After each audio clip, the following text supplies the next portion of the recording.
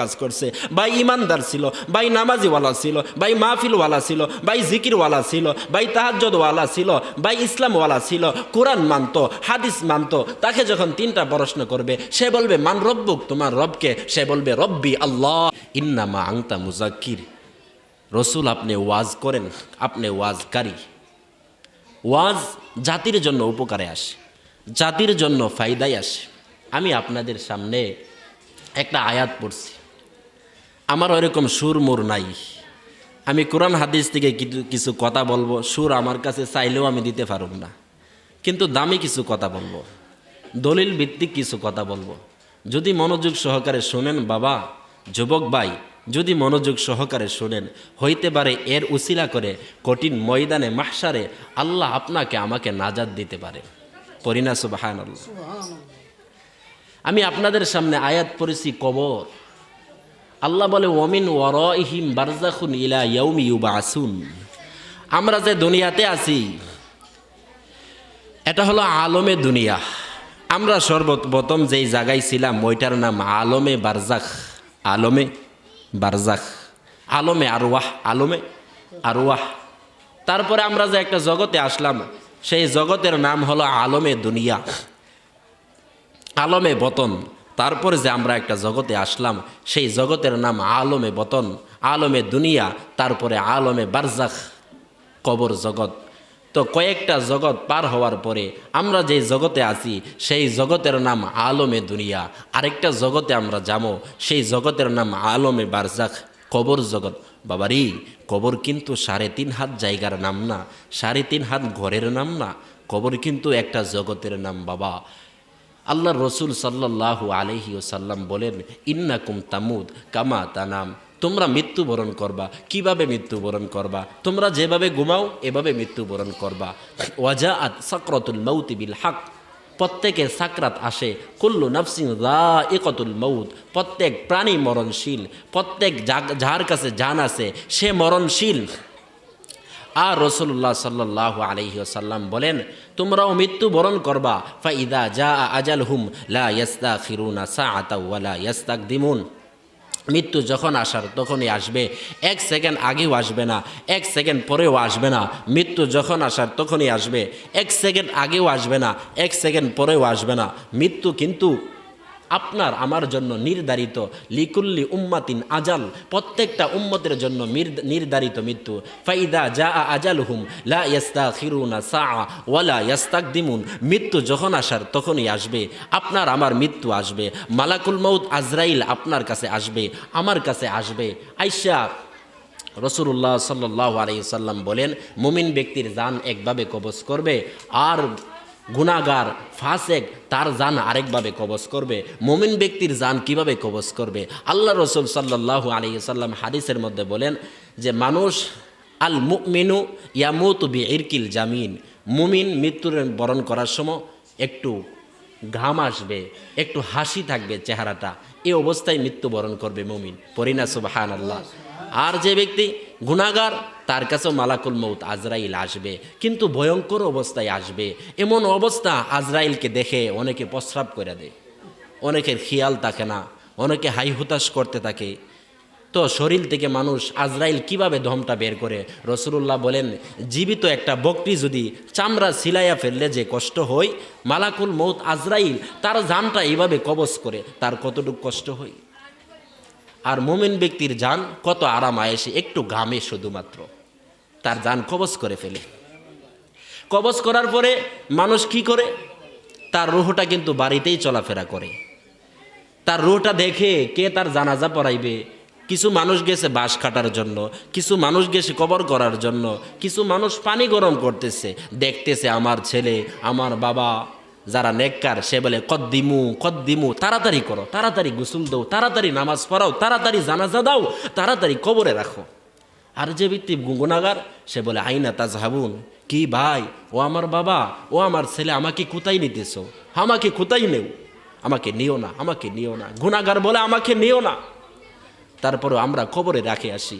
কবরে রাখার সাথে সাথে আল্লাহ বলেন, আল্লাহ কোরআনে বলেন আলহাকুমুত তাকাসুর হাত্তা জুরতুমুল মাকাবির। মাকাবির অর্থ হলো কবর। মাকাবির অর্থ কি? কবর। কবর আল্লাহ বলে যখন মানুষ আল্লাহকুমুত তাকাসুর, দুনিয়ার প্রাচুর্য প্রতিযোগিতা নিয়ে, ধন সম্পদ নিয়ে পাগল পারা হয়ে যায় হাত্তা জুরতুমুল মাকাবির, হঠাৎ কবরে সাক্ষাৎ করে। কবরে সাক্ষাৎ করার সাথে সাথে কবরে তিনটা জিনিস যায়। কয়টা জিনিস? আমার কথা বুঝতেছেন? কবরে কয়টা জিনিস যায়? তিনটা জিনিস যায়। এক নম্বর হচ্ছে আমলে সলেহ, নেক আমল যায়। দ্বিতীয় নম্বর পরিবার যায়, নিজের আত্মীয় স্বজনরা যায়। তৃতীয় নম্বর সম্পদ যায়, আসবাবপত্র যায়। কবর দেওয়ার জন্য যে বিষয়গুলি দরকার এইগুলি কবরে নেওয়া হয়।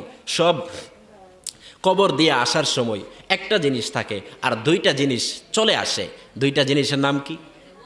একটা হইলো সম্পদ আর একটা হইলো আত্মীয় স্বজন। আর যেই জিনিসটা থাকে ওই জিনিসের নাম কি? আমলে চলে, নেক আমল। কি আমল ভাই? নেক আমল, নেক আমল। আমরা কিন্তু 40 কদম দেই, এদিকটা দেননি 40 কদম। 40 কদম দেওয়া মুস্তাহাব। কেন দেই?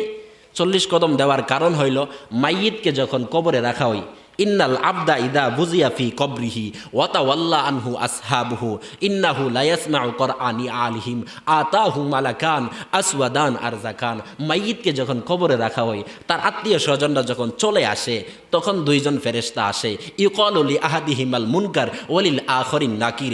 একজনের নাম মুনকার, আরেকজনের নাম নাকির। দুইজন ফেরেশতা আসে, মুনকার নাকির, মুনকার নাকির। দুইজন ফেরেশতা যখন আসে, তাকে যখন ফায়ুকঈদানিহি ফায়ুজলিসানিহি, তাকে উঠাইয়া বসাই। ওই সময় তার মধ্যে রূহ দেওয়া হয়। সে বুঝতে পারে, সে আওয়াজ শুনতে পারে। মাইয়িতের আত্মীয় স্বজনরা জুতা পড়তেছে, কেউ বলতেছে এই বালতিটা নেও, কেউ বলতেছে কোদালটা নেও, কেউ বলতেছে রাশের খাটিটা নেও, তাড়াতাড়ি চলো ওইখানে দোয়া করবে। সে সবগুলি শুনতে পারে। আহা, সবগুলি শুনতে পারে, কিন্তু বলতে পারে না আমার নিয়ে যাও, আমার এখানে রাইখা যাও না, আমার নিয়ে যাও, এই কথাটা বলতে পারে না। সব কিছু শুনতেছে কিন্তু বলতে পারে না আমাকে নিয়ে যাও। তো 40 কদম দেওয়ার অর্থ হইল 40 কদম দূরে গেলে ফেরেশতা আসতো, কিন্তু যখন 40 কদম দেওয়া হয় 40 কদম দূরে যাওয়া লাগে না, এমনিতেই ফেরেশতা প্রবেশ করে। এই জন্য 40 কদম দেওয়া হয়। বুঝছেন 40 কদমের কারণ? তো নেককার যে তার জন্য তাড়াতাড়ি হই, 40 কদম গেলে অনেক দূর, তারপরে নে ফেরেশতা আসতো। আর যে নেক গুনাহগার তার জন্য দূর, কারণ আযাবটা দিতে তার দেরি হইতেছে, এজন্য 40 কদম দেওয়া হয়। তো তার কাছে আইসা ফেরেশতা কয়টা প্রশ্ন করে? 3টা। কয়টা বাবা? 3টা। সবাই বলেন না কয়টা? 3টা। মান রব্বুক ওমান দিনুক ওমান হাজাল্লাযী বুইসা ফীকুম। তোমার রবকে, তোমার দিন কি, তোমার রসুলের নাম কি, যে ব্যক্তি দুনিয়াতে ভালো কাজ করছে। বাবা, কবরের প্রশ্ন কিন্তু মুখস্থ করে উত্তর দেওয়া সম্ভব না।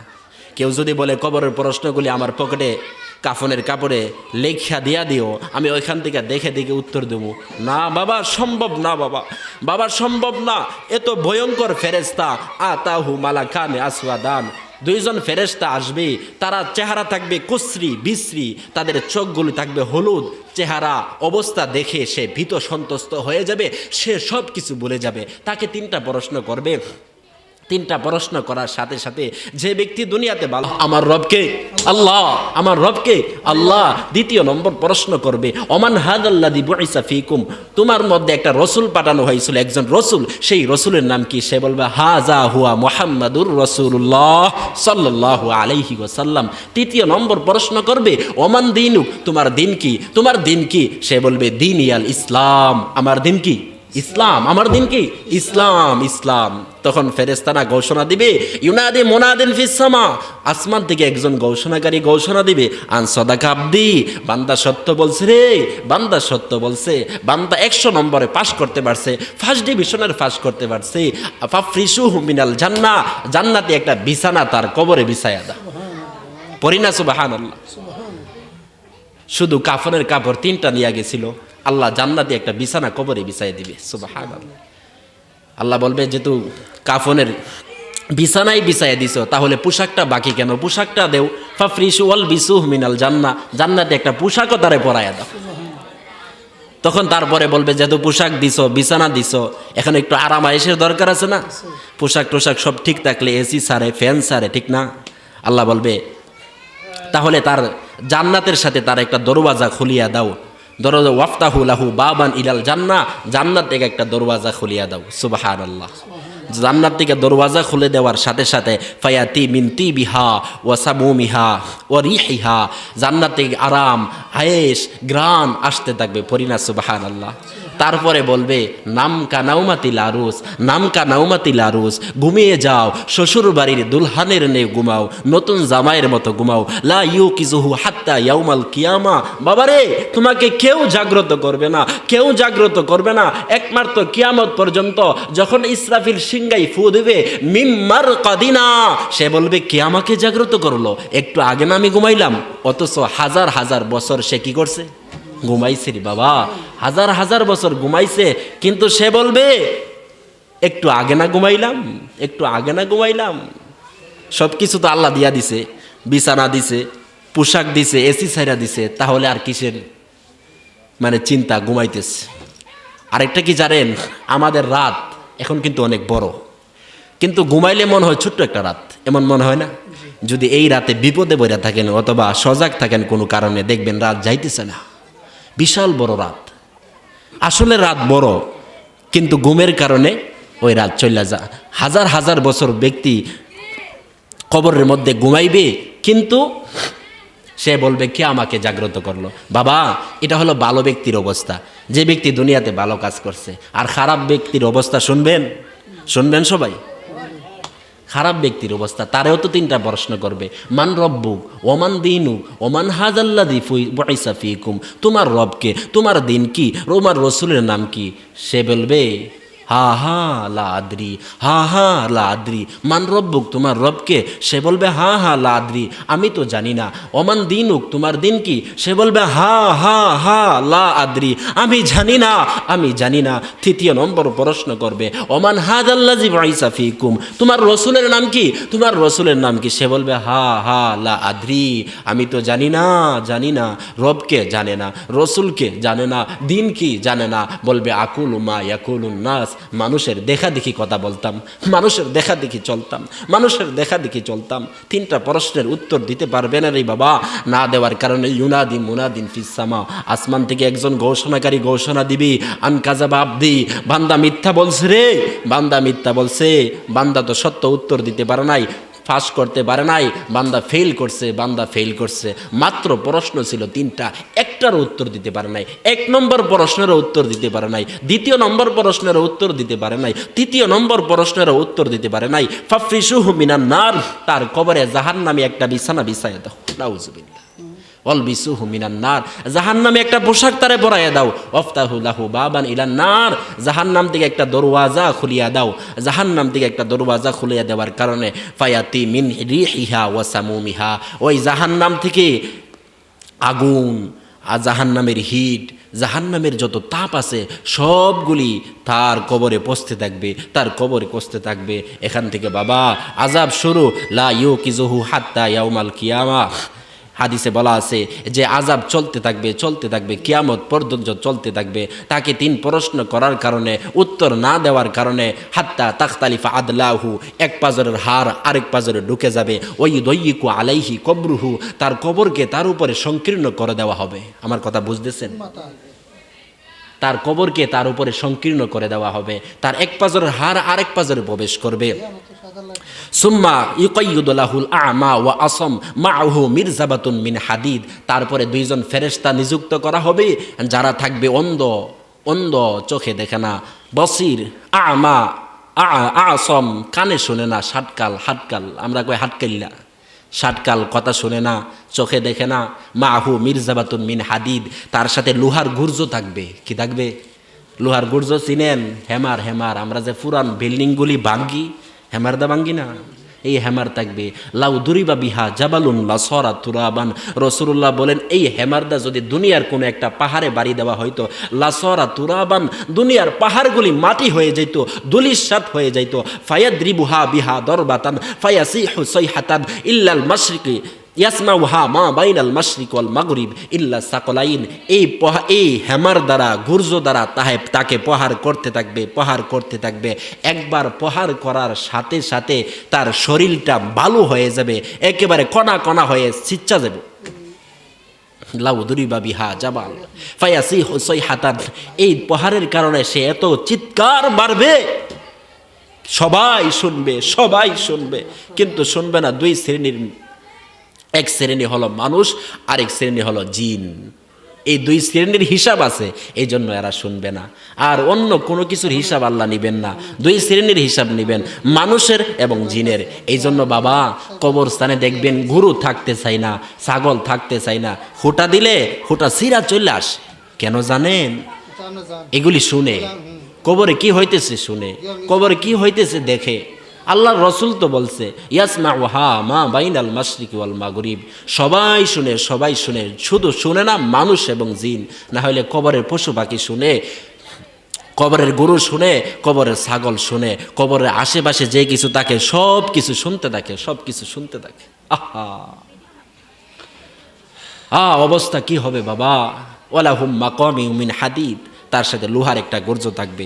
তিস আতু ওয়া তিস ইনা, তিন নিনান, তার কবরে 99টা সাপ দেওয়া হবে। তানহাসুহু তালদাগুহু, এই সাপগুলি তাকে দংশন